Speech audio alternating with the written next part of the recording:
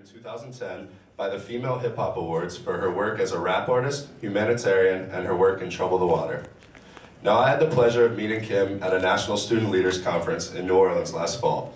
I was inspired by Kim's calmness and positive outlook on life during the face of one of the worst natural disasters in American history.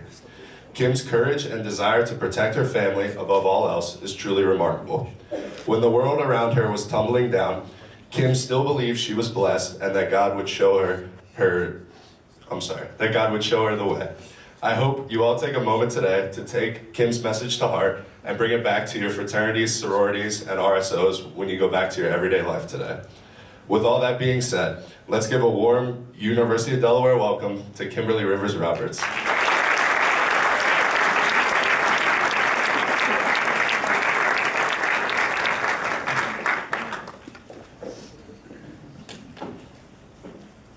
Thank you. How are you all doing this morning? Good. Good. I'm doing fantastic myself. Thank you, Miss Susan Lucci. Thank you, Blue Hen. Make some noise, Blue Hen. Yes. I'm honored to be here today. God is good. My life is good. I feel good. I'm in a good place in my life right now. I do a lot of things. I'm a motivational speaker. I changed that from motivational, by the way, to inspirational, because in spirit, meaning in spirit, inspiration, connect with spirit. It's another thing we'll talk about later on. But I'm just honored to be here. Thank you, University of Delaware. I'm from New Orleans. For those who don't know, New Orleans, Louisiana is where I'm from. Mardi Gras this week. I know some of your friends went out to Mardi Gras. Maybe I'll see them when I go back. But I'm just honored. I just feel so good this morning about being here and sharing this film. Great people came aboard, helped us get this film screened. We won a lot of film festival awards, Civil Rights Film Festival awards. We won, the list goes on. Sundance Film Festival, Best Documentary. Academy Award nomination for Best Documentary, and so on. So this opportunity to do that film spontaneously, it wasn't nothing pre-planned, definitely changed my life. It gave me opportunity to see myself as the leader that I am. Never knew that I was a leader. I was just too busy living my life, not knowing that opportunity was going to present itself for me to lead. And most importantly, getting in touch with myself in a way that I didn't, becoming conscious of myself in a way in which I wasn't conscious. I was just living my life. I didn't think I was leading no one. I didn't think that me filming the events that I filmed was going to inspire people and have me here right now talking to you all. That wasn't nowhere on my radar, that I'm going to be at Delaware University speaking about my experience, teaching about resiliency and leadership and so on. And it's just the way life goes. So that's my story, and I'm honored to be here today. Thank you, Miss Susan. Thank you, Delaware University. Thank you, moms and dads, for paying for these students coming here. Thank you, students. You could be home watching MTV, doing whatever you like to do or whatever. But you're here today. You're here with me, and I'd like to thank each and every one of you.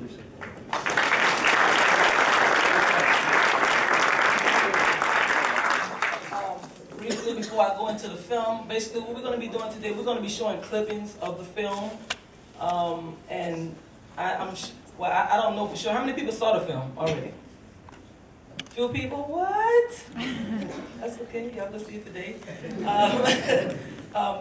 The film, like I said, this is a great depiction of some of the things that happened in Katrina. But before Katrina, I survived a lot of things also. Before Katrina, I survived Katrina. I survived a broken community. I come from underfunded schools where a lot of our schools wasn't funded, so we didn't have the opportunity to get speakers and get travel and go on field trips, the simplest things that you all may take for granted. At our school, we didn't have that opportunity. A lot of times we didn't even have books to read out of. So I'm a product of failing schools in New Orleans, out of the community which I come from. We didn't have simple things like parks, to go play in and play basketball and stuff like that. Basically, we lacked a lot of programs for development of the human being, such as programs in which we can aspire to be who we want to be in this world. In the community in which I come from, we lack those programs, so a lot of times I and a lot of people like me growed up in those communities and just with less tools to survive and develop ourselves with. In return, that didn't mean that we weren't great leaders. That mean we just lacked the tools to be the best. Yet, you're going to see in this film that didn't stop nothing. With desire, there's power, and when there's power to do and be, there's will. And if you have the will to be, you can be anything that you want to be in spite of. Nothing stops you but you. So, no further ado, and I want to take up all the minutes just talking. I want to show a clipping of this film, and we're going to open up the floor. We want this to be a discussion about leadership, and I'm going to show clippings of this film. So at any time, just raise your hand. We would like to hear your comment, I'm sorry, and or your question. You might want to compliment me, like, wow, or whatever, right? We want to hear your comment, and also any questions that you may have. And I want this to make sure that this is a learning experience for you all, and also for myself too. So, because every time I watch this film, I see something new. I'm like, wow. And I watched it 1,001 times. It's going to be 1,002 today. Okay, with no further ado, I'm going to show a clipping of this film. This clipping here is the beginning of the film. And we're going to go right into it. We're not going to dim the lights, someone might be afraid. Here we go. Okay, we're going to be around front here. So are you eating inside or out?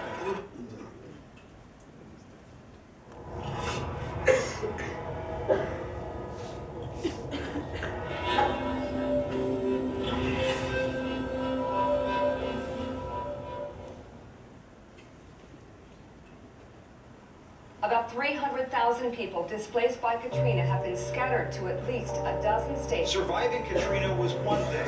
Now people are just trying to survive the aftermath. Buses with New Orleans evacuees were rolling in. It is being called the largest migration in the country since the Dust Bowl of the 1930s. I don't think anybody anticipated the breach of the levees. For years, officials had warned that the levees could break. And I hope people living. Because we barely living up here with the Lord with us. We barely making it. Hey, 10 seconds of me right quick. Hey, now you have seen for the 05 what Katrina has done to us. She stuck us in the attic. We got a couple of items of food. You can see that it ain't much. But I'm running out of juice too.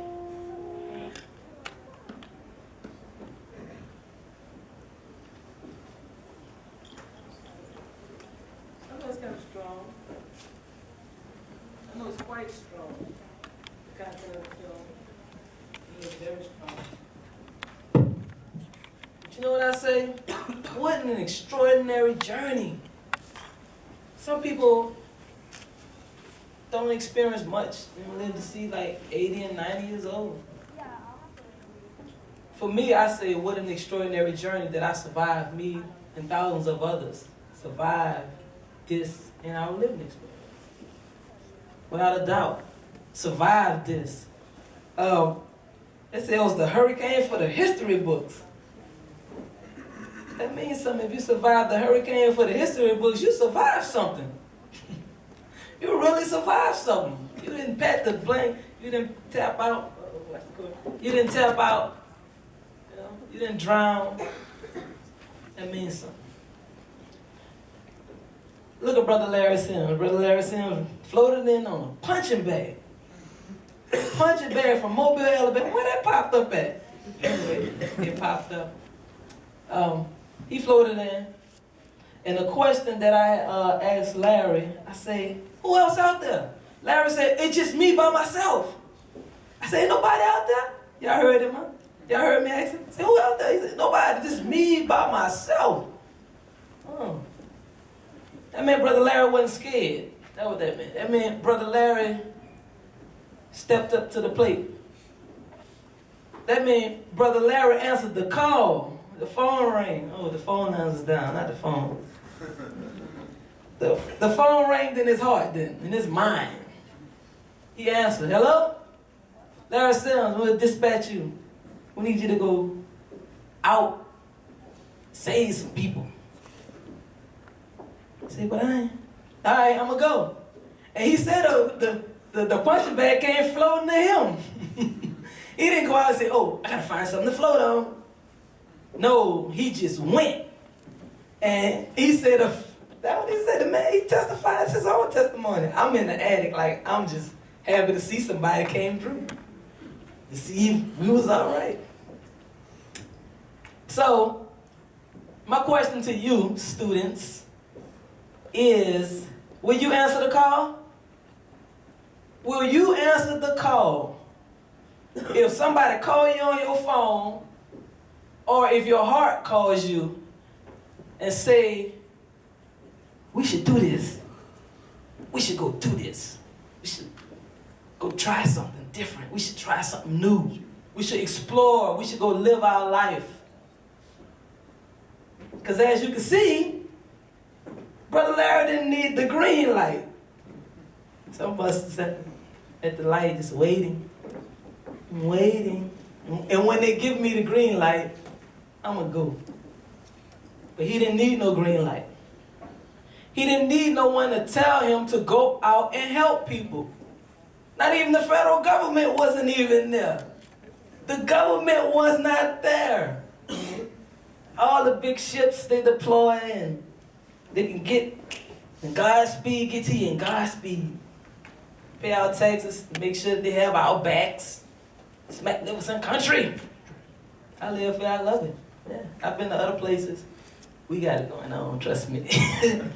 Those who know what I'm talking about know what I'm talking about. But the point is, Brother Larry did not need the green light. Raise your hand if you're waiting on the green light. Somebody, come on, you can just do that one. I saw you. I ain't mad though. I saw you too. I'm worried about it. Brother Larry did not need the green light to go out and live his life, to follow his heart, to follow his desire. He went. And as you can see, when he went, there was a tool, a punching bag. It wasn't the right type of, what's your boy's name, on Baywatch? Hasselhoff. Hasselhoff wasn't out there. His floating device wasn't out there. You know the nice chick who be running with the boobs up the, through the sand, huh? She wasn't out there. He went out there because he followed his heart. And there was a punching bag. So I'm telling you, you do not need a green light to live your life. Your heart is the green light. Follow your heart. And when he went out there, that was us. We was in the attic. And I'm going to show you some more of what happened with Mr. Larry. Because he did not need the government to promise him a check. He didn't need nobody to say, man, I'm going to do this for you. I'm going to take you out to lunch. I'm going to do all this. He followed his heart, and he went out there with a punching bag. And let's talk about, I'm talking second and third person. I don't mean to talk about myself. Miss Roberts, Kimberly Rivers Roberts. She didn't have to go to film school to pick up the camera to document what was happening. She felt in her heart that was important. What? She felt that was important. So she got the camera on and began to document history. Because she felt, if you're listening to her, that was the right thing to do. So she began to document what was happening in her neighborhood, seizing that moment in time, seizing that undisputable evidence of what was happening in this world, in that community at that time. No green light and no experience. So my point to you is, if you wait on the green light, stop it. Just quit. No green light. Don't. Follow your heart. Because we needed a leader. All the people we were depending on, we paying all our money, donating. We ain't had that much money. Donating pennies and quarters to their campaign. Volunteering. No, we ain't volunteer. But anyway, we paid taxes because we worked. And we paid taxes every time we bought stuff. Not like, here, y'all have it so beautiful. You have to pay nothing extra. You can have 99 cents on the dot, and that's enough for what you want, So we paid taxes to this government. Big Brother and them, Uncle Sam, Auntie Nana and them and all them. And they say they hope we get out. So at this time, I'll take any questions or comments. And definitely, if you need the green light, please just stand up. I want to hear why right now. If you think you need the green light to be who you think you are in this world, if you waiting on the green light to be the leader that we all know you are, and by the way, Kim Roberts been a leader. As you can see, she didn't need nobody to tell her to pick up the camera. That leader just rose up. Say, hey, it's time for work. It's time to go to work right now. Clock in, baby. And so did Larry Sims, and so did other heroes, undocumented heroes, unsung heroes, and some more heroes that you will see in this film. So anybody have any comments or questions right quick? You, ma'am. Yes. You didn't have the means to leave, but you had the resilience. Thank you, Miss Susan. Oh, and I just want, you didn't have the means to Mhm. leave, Mhm. yet you had the resilience. Mhm. As a mom, the example you set for your daughter through this whole experience is something that she will never get anywhere else. I just had to tell you that, just mom to mom. Thank you, Mom. Thank you, Mom.